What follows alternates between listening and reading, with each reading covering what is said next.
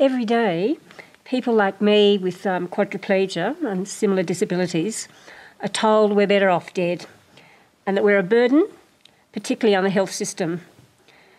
Now, the medical community, and here I'm talking about doctors and nurses as well as allied health professionals, has encouraged families not to have or to raise children with disabilities.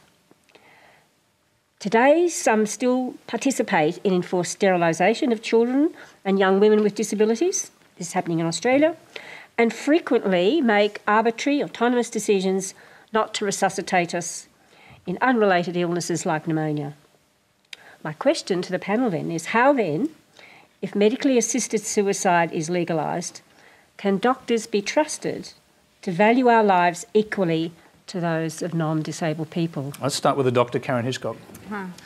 Thanks for the question. I really do think it's a risk. I totally agree with you. I think that if we decide as a society that we can kill people rather than care for them, then that normalises that decision in a way. And although we highly value autonomy in this society, and we think that people make choices freely and that we're all strong, self-willed, highly educated.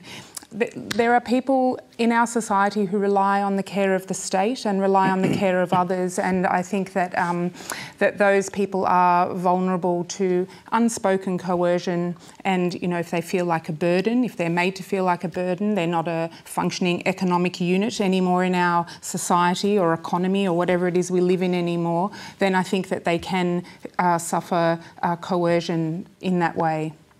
Andrew, I know that when you began this journey, your first stop actually was an anti-euthanasia convention. You were surprised, I think, to find quite a few people with disabilities there. Yes. Listening to this question, is that reflected in what you heard there? Absolutely. In fact, I spent a fabulous afternoon at Joan's place talking to her. Hello, Joan. And we talked about this quite a lot. And before I respond to that, I'd just like to again remind people that we're not talking about killing. This is voluntary. We're talking about people taking a medication themselves. It is an entirely voluntary act, and I'm going to correct it every time I hear it because it's an entirely different thing.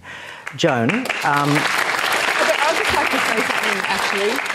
If we lived in a society where the elderly, the frail and the disabled actually did have choice, like the choice of where they live, the choice of the kind of care they get, full support, if we were really generous as a society and maximised people's feeling of worth and able to have meaning in their life, then I would say, yes, it's completely voluntary. But we're talking about people who don't have choices that like we do with our able bodies humming around and our so you're suggesting that somehow or other disabled people are more easy to coerce than able-bodied people? Is that what you're saying? No, I'm not saying that. I'm saying that they have less choices, and that if as a society we do not, at the moment, even though we're such a rich country, we don't offer adequate care, then their choices are limited. And if they feel like burdens, then they're more likely to choose not to live. Well, let me go, Andrew. Can I pose this to you as a question? What's the evidence show in the countries where they do have assisted? It's very interesting because I was told that the disabled and the elderly were vulnerable under these laws, and I went there, and everywhere I went, this is what I looked for. Now, not only could I find no evidence of it within the system, and I've yet to see any credible evidence that the disabled are in any way coerced or vulnerable, I did something that I don't believe has been done before. And Joan, you know this because when I told you, you actually went very quiet and said, can you please send me their information? I went to the representatives of the peak disability and elderly groups in Belgium, Netherlands and Oregon, not people who have skin in the game when it comes to euthanasia or assisted dying. Their only interest is in representing people like Joan and the elderly. And I put to them all the things that have been put to me about what was happening to these communities, that they were being made vulnerable, that they were being coerced, that they were somehow lesser people, that they were economically disposable units.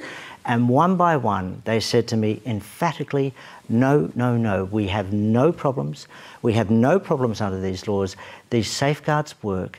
And in fact, Bob Jundeff from Disability Rights Oregon said to me they had received only one complaint in the 17 years that law has been running, and it was from a quadriplegic person who was concerned that the laws discriminated against them because they couldn't take the medication. So I understand your fears, Joan, and you made it very clear to me. Your fears are very real, but it doesn't make them a reality. And my view is that you don't have to believe me, but as I said to you on the day when we spoke, you should go and speak to the people that have the same lived experience as you under these laws and ask them how they find them, because they don't have a problem. I'll just quickly find if Joan wants to respond to that.